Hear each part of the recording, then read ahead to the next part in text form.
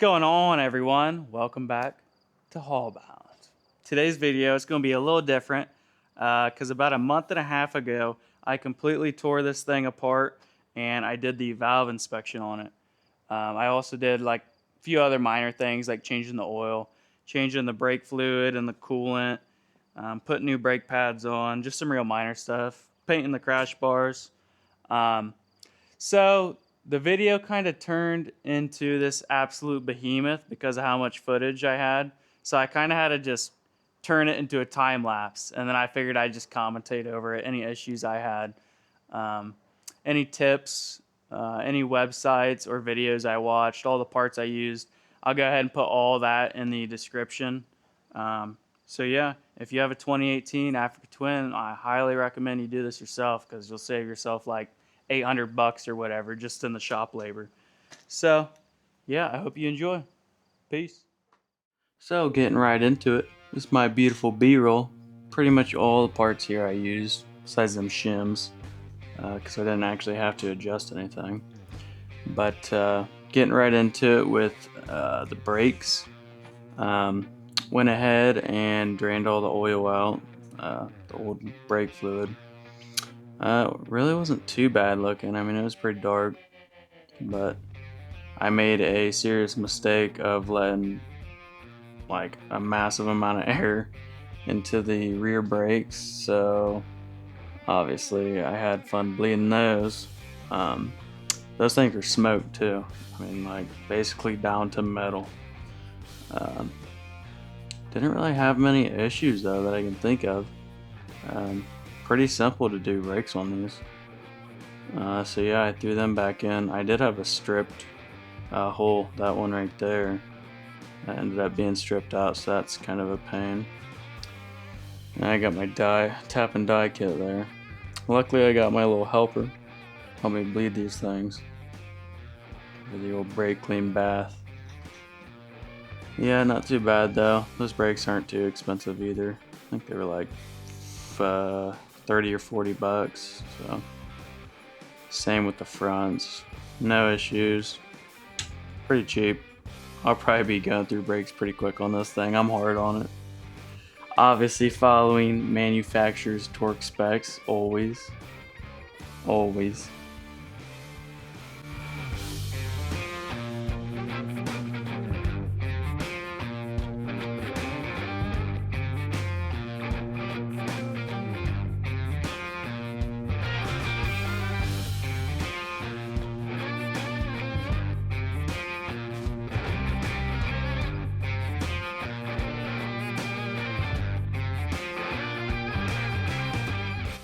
But getting started on the actual teardown, took my bags off, the seat, windshield and fairings. I started getting into it, and then I was like, oh wait, I'm gonna have to take all these crash bars off. Can't take the crash bars off without taking the skid plate off, so yeah. I think right there I'm just taking the center wind deflector out for the forks. All that came out pretty easy. Those windshield bolts can be a pain. Sometimes the little rubber pieces fall back in there, so definitely go to Lowe's and get you some extra sets of those. They're pretty common. But down to the skid plate, I ended up taking it out the complete wrong way. So just use common sense when doing that, and you'll save yourself a good hour of work. But as I was doing that, boom. Oh, that's what $600 smacking the ground sounds like. Look at that ugly boy. So yeah, after about 2 hours, finally got it out. That was a pain. Definitely use common sense when you're doing that. It'll save you a lot of trouble. But yeah, once I got the skid plate off, started taking the crash bars off. Obviously, you wreck your bike only a couple times, and these crash bars are gonna be a pain in the butt to take off. So definitely a long process. So yeah, I definitely had to cut out a ton of footage, and you know, first time you do any of this is gonna take a while. But all in all, pretty much everything you see took at least 10 times as long as it looks. So it was definitely a blast. I think it took me, I don't know, just under 5 days, something like that. At this point, it's been so long. I've gone on so many trips and done so many other things to the bike, it's not even funny. I'm probably like 10 videos behind at this point. So anyhow, took off the little headlight guard there, and then the little Batman mask. And then actually started tearing into the radiators. I will say, you don't actually have to take off the radiators. Really, you just need to loosen them up, they say, to be able to pop the head cover off, the top cover, and to get to the spark plugs, I think. But I've seen in a YouTube video you don't actually have to. So here we're just dropping the coolant. Got my helper there. So yeah, literally all fluids got replaced in this thing.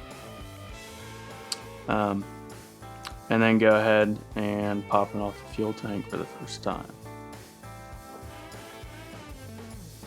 Make sure you do not have a full tank of fuel, because you are going to hate your life. Luckily, I only had like a bar of fuel, so.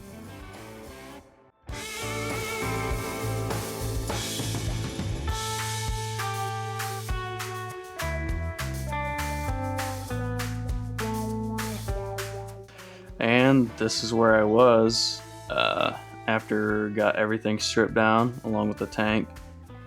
So pretty dirty. Definitely recommend cleaning it up before you go any farther. You don't want to be getting all kinds of crap in there. All my parts just piled up. So yeah, I went ahead and threw some air on everything, try and get all that grime cleaned out, and I took a rag to everything. Just because once you pull that air box off, you know, you're exposing the internals. So.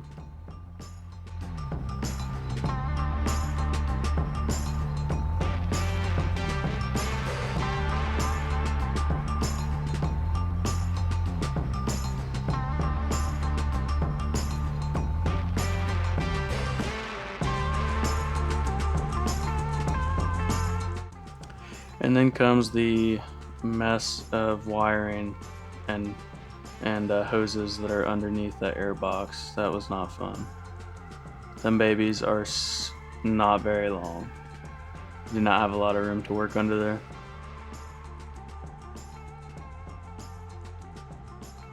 But now the real fun part comes with taking off first the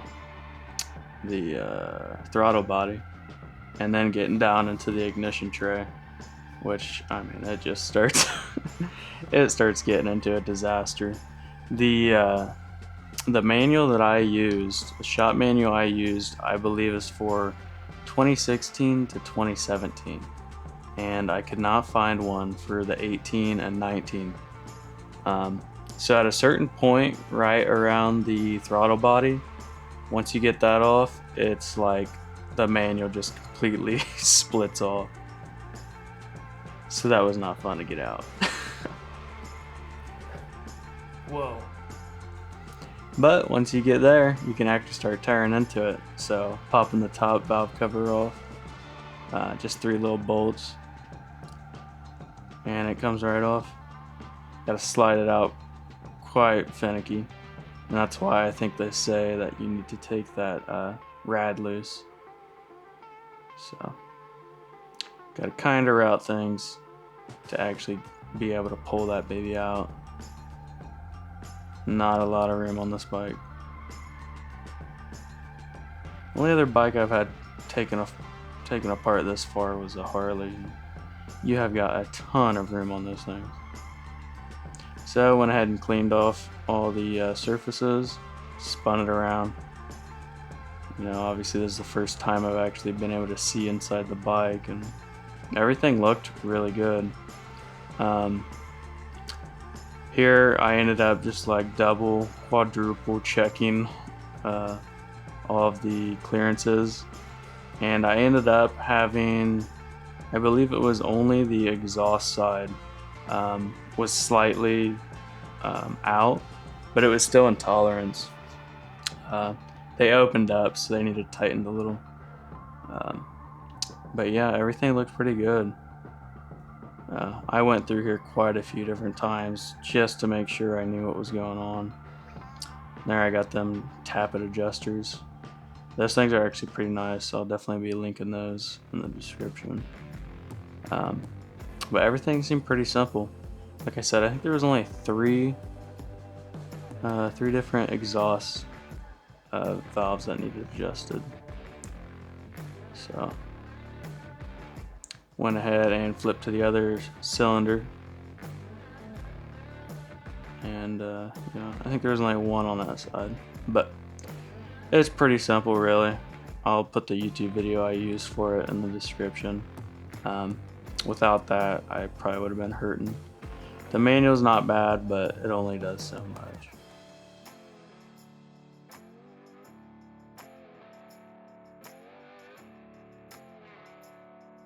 So since I didn't need to adjust the intake side, I ended up saving myself like probably 5 hours worth of work. A little less than 5 hours. Because if you do have to adjust the intake side, you have to pull that whole cam out and get the buckets off, and then you drop the shims into there. And I mean, yeah, I'd recommend watching that video because it adds a ton of time. So I was seriously lucky to not have to mess with any of that. I think my bike was at 24,000 miles when I filmed this, so, and it had, the valve inspection hadn't been done, so it's 8K over. Some people have to adjust theirs and some don't, so it's really odd. I don't know why that is. Here I'm just swapping out spark plugs while I'm in there because everything was all opened up, might as well. So like I said, it is a full tune-up on this bike. Literally did everything that I could think of. Along with those air filters, they were just smoked.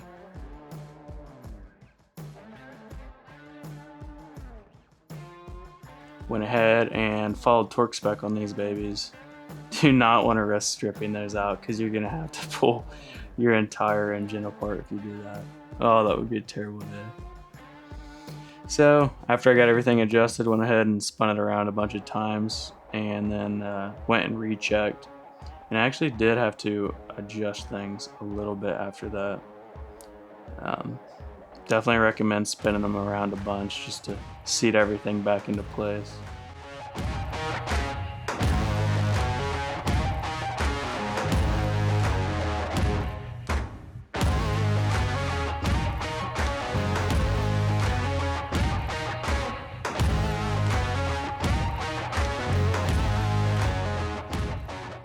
So yeah, here I'm just doing the final adjustment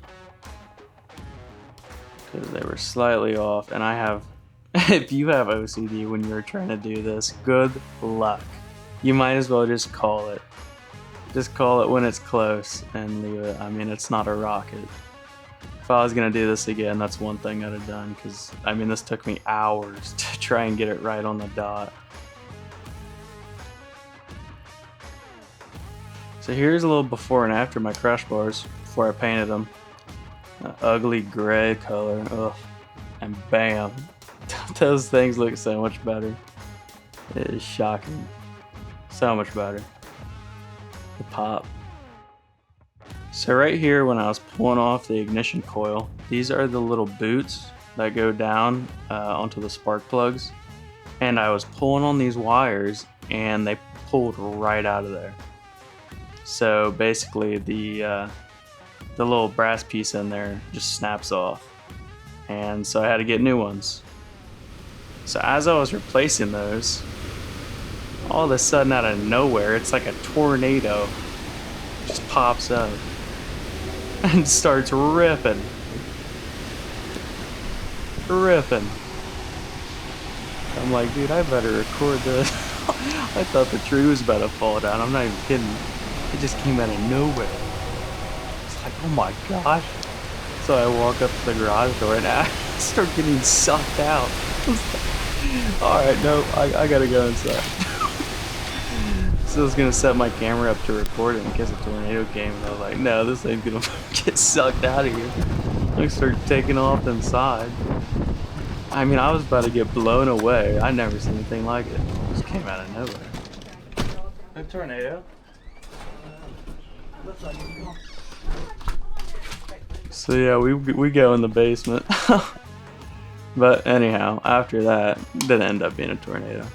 Just screwed these things in here, and I ended up taping those up so they didn't pop out again. Putting some silicone in there. But yeah, I just popped those back in there. I had to take the ignition coil off of the tray to actually get them to fit down in there. So you can see they're just sitting in there loosely. And then I take the tray and put it in there, and then from there I just attached the ignition coils onto the tray once I had it in there, because those wires aren't long enough.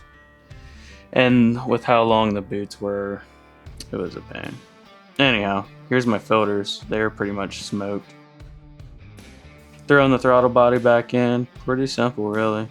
The ignition coil was just the hardest part. I mean, I cut out a massive amount of footage there. So yeah, those just plop right back in there. Connect the few wires that are there, and line everything back up for the air housing. And yeah, not a lot of room to connect those hoses like I said earlier, so really gotta get creative with that.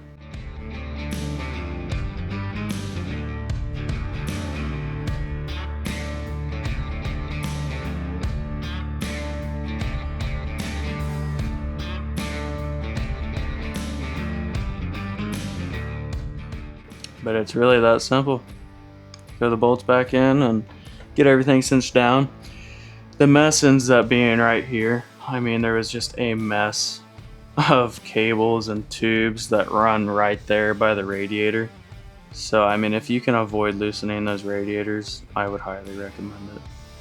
So as I'm working on that, I had my dad go ahead and throw on some headlight tints, just some yellow tinted covers, because I mean, you can't see nothing with that bright white light. I mean, nothing. So went ahead and got those on and got my radiators finished up here.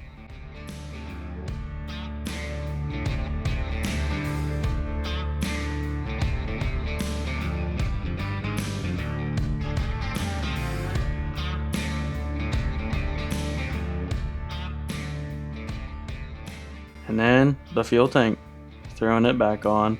Not too bad. Obviously gonna take you a little longer your first time, but at this point I've had this thing off multiple times since I did this, and it just goes faster and faster the more you take it off. So pretty easy at this point.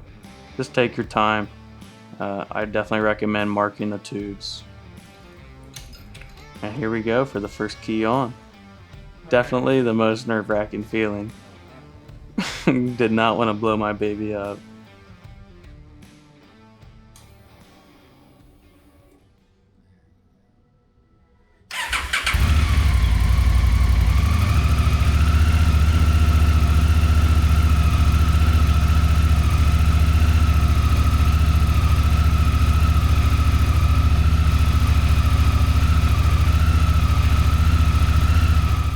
So after a successful startup, here's how she's looking. I pretty much just got it ready to run, and I wanted to make sure it would run right before I went any farther. But yeah, go ahead and put in the mount for the crash bars, because they go right in under all of that. Mounting that whole assembly is mounted with like 2 bolts. So throwing that little Batman mask back on, and then the headlight cover. And yeah, from here it's pretty much just buttoning everything up. I was pretty stoked at this point, because I was ready to ride, you can bet, after 5 days.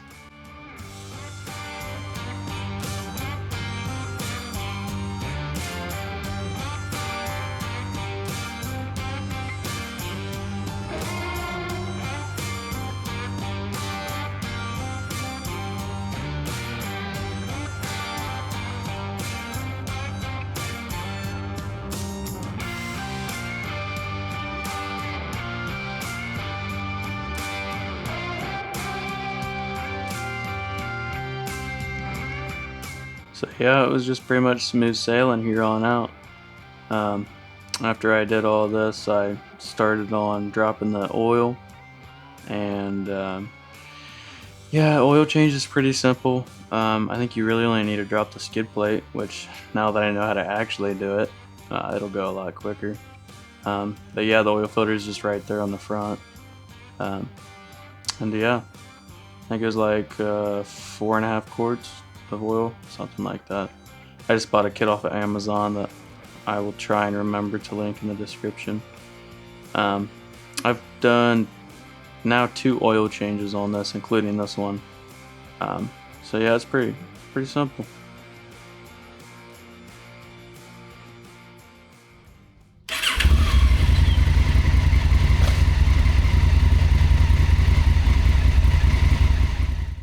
And a good startup. I always get so nervous starting up stuff after oil changes. I don't know why. I always have images of the thing just blowing up in my face. But yeah.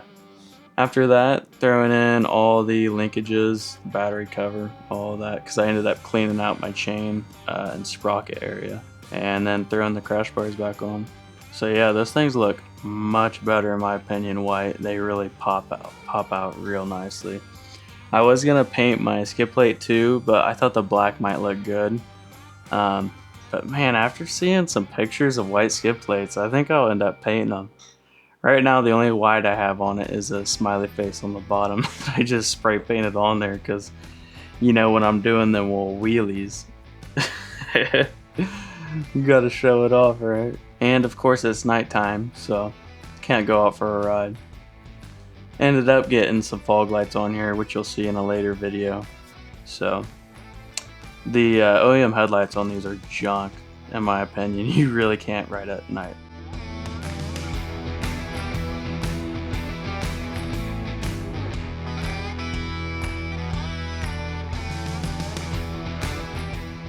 Like I said, the little extra tidbit here, I ended up pulling these baffles out because I've seen some videos on YouTube, and it honestly makes the bike sound quite a bit better. And I mean, they're just right there. It's easy money. Yeah, check it out. So this is me revving at 4 grand right here.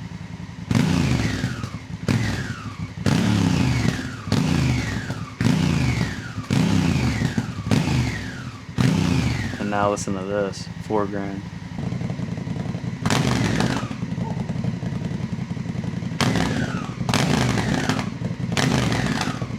It just sounds so much better. Oh man, it sounds mean in my opinion. How could you not?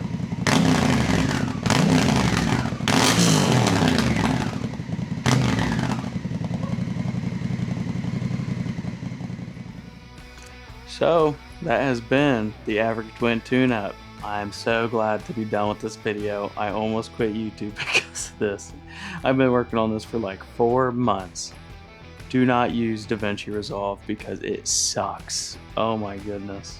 So anyhow, stay tuned for some future videos. We recently just got back from the PA BDRX. We were out moto camping on it, so that'll be out in a while from now probably. But yeah, I hope you enjoyed. Peace.